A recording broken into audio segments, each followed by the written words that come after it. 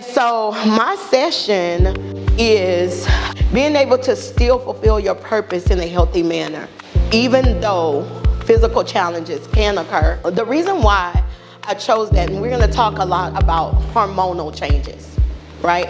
Those things that's real things that happen really in our lives. And I'm facing that now, being a breast cancer survivor of just a few months. You think that it just wouldn't happen to you, and then you go to the doctor, and then there's the thing that happens. And as I go back to that moment, all I could think of in that moment was, what now? What now? But what God spoke to my heart in that moment also, because I was reflecting back, my dad had died of neuroendocrine cancer, my mom of breast cancer. And he spoke to my heart and said, their story is not your story. A lot of times these obstacles occur in our life, and it becomes a hindrance for us to get to that next place. You know, we're business owners, or we have a goal in place, and then these things happen within our bodies. It's real things. It's seriously real things that really can cause a roadblock. But how do we get around those roadblocks? And we're going to talk about that today. But first, we're going to do a little quick exercise, like a little warm up. And so I believe in having like a lot of fun. I know somebody standing before you could be a little boring sometimes, and then we just ate. And it's coming to the end of the day, and it's like, okay, that nap might be sounding nice. So we're going to just hype it up a little bit. So every time I speak a truth, I want you to respond with one word. Okay? How many of y'all like women going through menopause in here? Where are we? Yeah. Post-menopausal. Okay. All right. And so I'm going to say this. All of the symptoms and the things, I could do without it, but I'm so glad I'm not seeing that period anymore. How many of y'all with me on that? Yeah? And we look forward to that. Those of you who are not, we look forward to that. All right, so we're going to say the dreaded word, okay? We're going to say the dreaded word. Every time I speak a truth, I want you to respond with one word. And what's that going to be? Period. Okay? No hesitation and no apologies, okay? Let's go. Y'all ready? You are fearfully and wonderfully made. Period. Your body deserves love and care. Period. You are not your diagnosis. Period. Healing belongs to you. Period. Your story is still being written. Period. You have survived 100% of your hardest days. Period. You're still here. You're stronger than you think. Period. Health is your birthright. Period. Your purpose is bigger than any pain. Period. All right. And because you're still standing, still fighting, and still becoming, your best days are not behind you. They are ahead. Period. There you go. Give yourself a hand.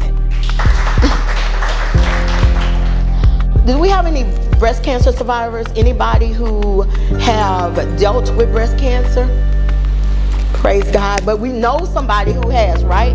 We know somebody who has. My dialogue is going to be more preparing you to defend that, right? So we had a lot of great speakers talking about healthy eating and, you know, being in great places to be able to release, right? To be able to rest, sleep, what you consume.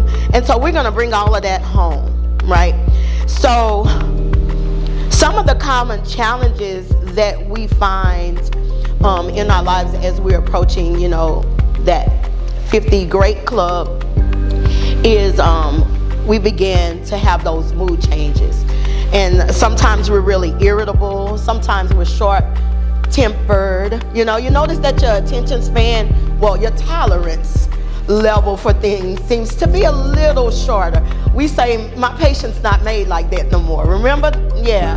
And it used to be, I can recall times that I can sit and retell somebody something over and over again. I would repeat myself. But now, if you ask me the same question again, I'm like, you're not valuing my time right now. But should we really be irritated about that? No. But I mean, we're deserving of it. We're 50, okay? Weight shifts. I remember a time that it was so easy to lose weight. And now it seems like 2 pounds won't budge. You know, you stay in between that space. Do we give up on that? No, we don't. We got sleep disturbances, okay? There's a remedy for that. We quickly go to the doctor, they prescribe us stuff, we take the stuff causes other problems. And then they give us a prescription for that, and then it causes another problem. And it's a snowball effect. How do I know that? Because I was living it, okay? Lower libido, we talked about that, and vaginal dryness. Behavioral shifts is super important to be able to build us up in order to get past those obstacles. I call those things some little roadblocks, right? Our patience level, being irritated, our weight shifts, sleep disturbances, all those things could affect us when we're in a healthy career. If you don't get enough rest, we don't think clearly, right? We're tired. And then that makes us irritable. So it's irritated times 10 because we're going through menopause and we're irritable. Then you can't sleep, so you're even more irritated because you're tired. And then you can't think straight, and then you're making mistakes that you shouldn't make because you can't focus. And then the pressure is on you from either your job or your business or whatever it is, and then you become hard on yourself, and then you're irritated on that. There is a remedy. There's a remedy. Some women gave some really great suggestions in order to get through things like not being able to sleep.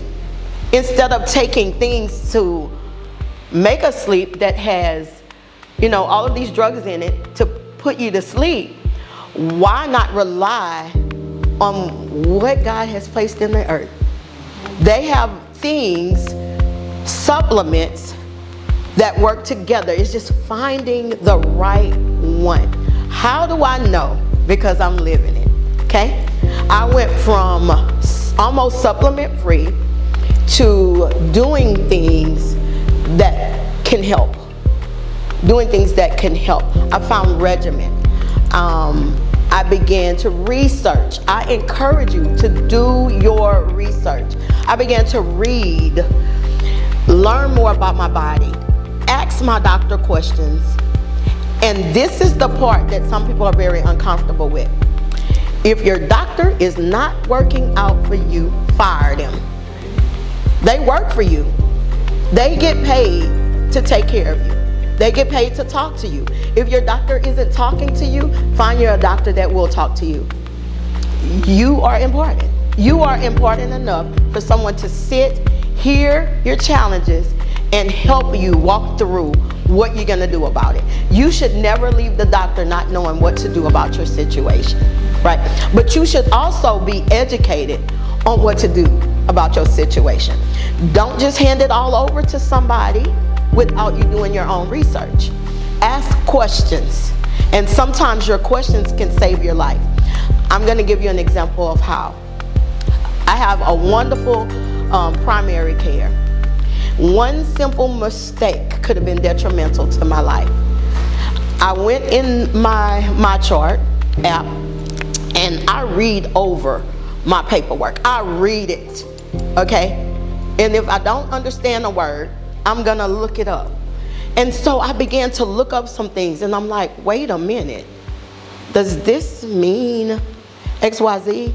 I called, I put in a request, I needed her to call me immediately. She ended up calling me a couple hours later, and we talked. I asked her questions, and she said, where did you see that? And I told her where I saw it. I started reading it verbatim. And she said, give me a second. She sat down. She has lots of patience. She sat down and took a woosah moment, and she looked over my paperwork. And she said, we have to schedule you to come in. You found it. I found it in my paperwork. It was going to be overlooked in that moment. She then sent in orders for me to go in and have another mammogram. And when she did, they were able to, I ended up having to have 3 in a row. Dense breast tissue. The third one, they was like, oh yeah, that's what this is. That is what this is. So I'm saying that to say, be diligent and be a good keeper of the information. Don't just entrust it. Don't just entrust it. When I think about this dialogue, I think about brands. You know, you have certain brands of products that you like. You know, my grandmother used to always love Tide washing powder. You can tell her anything about Tide, and she's gonna use Downy and she's gonna use Dawn. Okay, she's gonna drink community coffee because she knew it was the best. That's her best, right? And those brands are still going strong now, but they're going strong because people have done their research, have used them. They've proven to be working adequately. And so when somebody tells you, hey, you should try Dawn, you're like, I heard about Dawn. I'm gonna use Dawn. Let me try Dawn. You feel more confident about that. Use that same example when it comes to information that you have. Do your research and feel good about it. Know it and walk it, right? Read about what you're going through. Research it. Ask questions to your doctor. Join groups. Facebook and Instagram, it's for more than scrolling. There are groups that really can help you on there. One of the things that I did was I immediately joined groups to understand the different types of cancer and hearing real life testimonies about people going through, not just what the doctor said, this is gonna happen, but people that really, truly been through it. The doctor hadn't been through it. They know what they're taught, right, to tell us, but people that really actually encountered this thing, what did you feel like? What did they give you? How did that make you feel? Then what happened?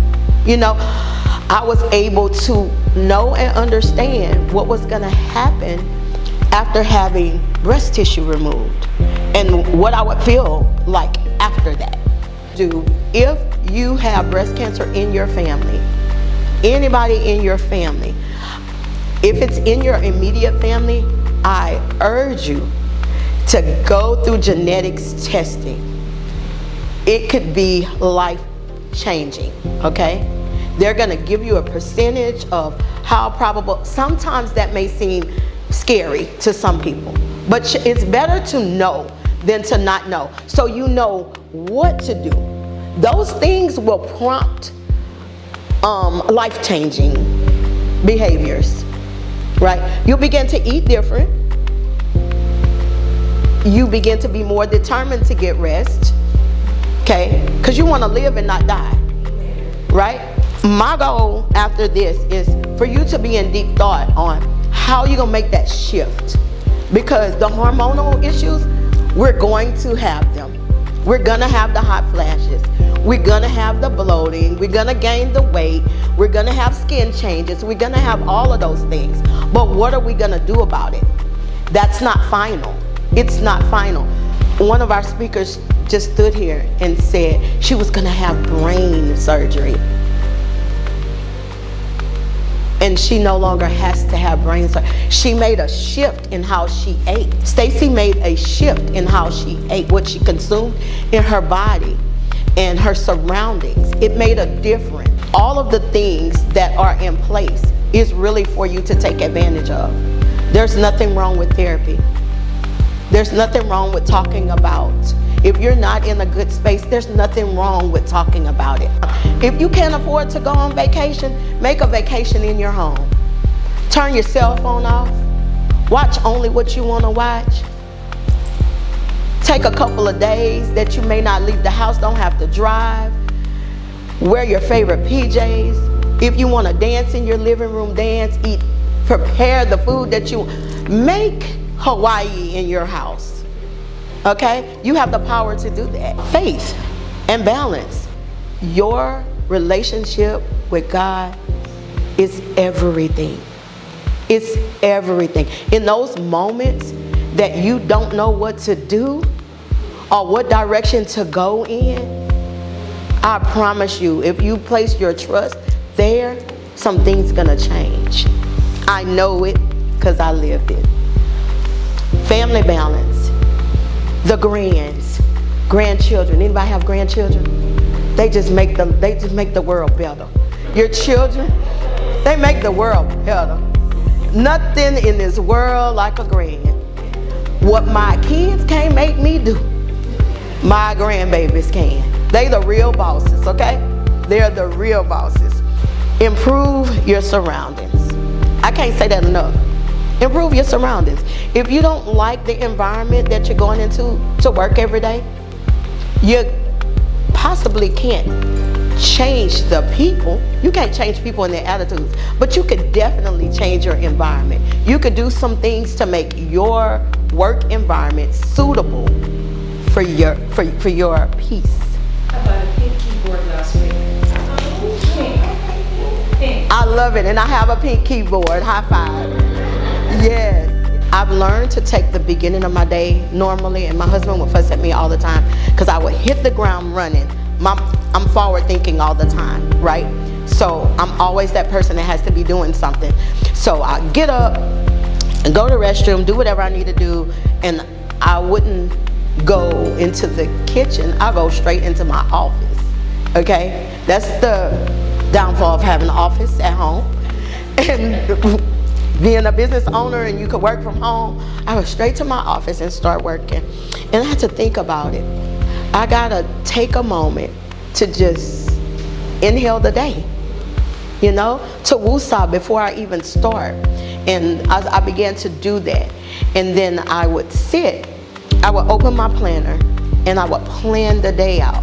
And I don't know what strategies you guys use, but I like Stephen Covey's 7 principles for highly effective people. So I use the quadrants, the 4 quadrants, to organize my day, right? And if it's not important, not urgent, and just time consuming, and if it is not income generating, it does not go in the first quadrant because my energy needs money, okay? So I make sure that I organize my day that way, and that's how I create my to-do list, place my things on the calendar, and I feel so much less pressured. My day isn't consumed with all of those things that just tire us out, you know? Having these long conversations, and then you look and you're still overwhelmed because your list is still there. You haven't done anything on your list. You've done stuff, but nothing on your list is taken care of. Counter these feelings, even if you're on the other side of that, you're not breast cancer, but hormones change and it's all the same, right? It's just that when you encounter breast cancer, it's manually done as opposed to your body doing it on its own. That makes sense? It's almost forcing it to happen. Okay? And then your body fighting against it saying, wait a minute, what's going on? And I really truly realized that's what's happening with my body. My body's like, this is weird. I don't like it. And so I'm feeling the rejection and I'm feeling the fact that they're instigating this. Exercise, stretching, walking, aromatherapy. There is so many things. There's stretching bars. There's oxygen bars. There's IV therapy. There's all kinds of things that you could do to enhance your health, gain more clarity, to be able to relax. Because that's one of the key ingredients. It's relaxation. When we are in high stress volumes, all kinds of things are likely to happen in our body. We begin to have heart issues, nothing operates right. Neurologically, it doesn't operate correctly. And it has been proven, do your research on it, that usually people that encounter breast cancer have either had very high stressful jobs or have lived lives that were very stressful, right? It's more common in people that are not as relaxed.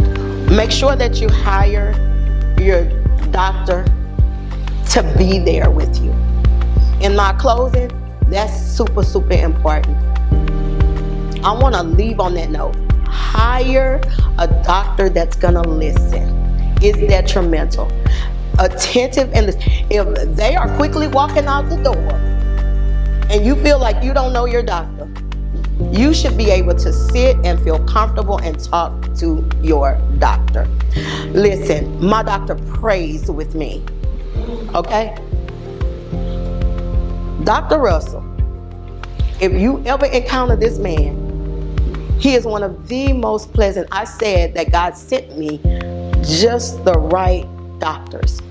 Every last one of them. And they didn't even know I was a woman of faith until I never said nothing. But I always have a message on my shirt, or my response is different. And before I walked out of his office that one particular day, he said, "Where are you going?" I said, "Excuse me?" I was getting ready to leave. Now usually the doctor leaves before you. I was about to get up and leave, and he was sitting. He said, "Where are you going?" I said, "Sir, excuse me." He was like, "Come here." He handed out, he stuck out his hands, and I'm like, okay, he's being weird. What's he doing? I stuck out my hands, and he said, "We're gonna pray." I was like, thank you, God. Sent me just the right doctor, knowing that I would need help to navigate through this thing, right? I needed somebody to be patient to answer my questions. So I urge you to get you a Dr. Russell that's gonna listen, that's gonna pay attention, and that's gonna still be in the room when you walk out. That's my time.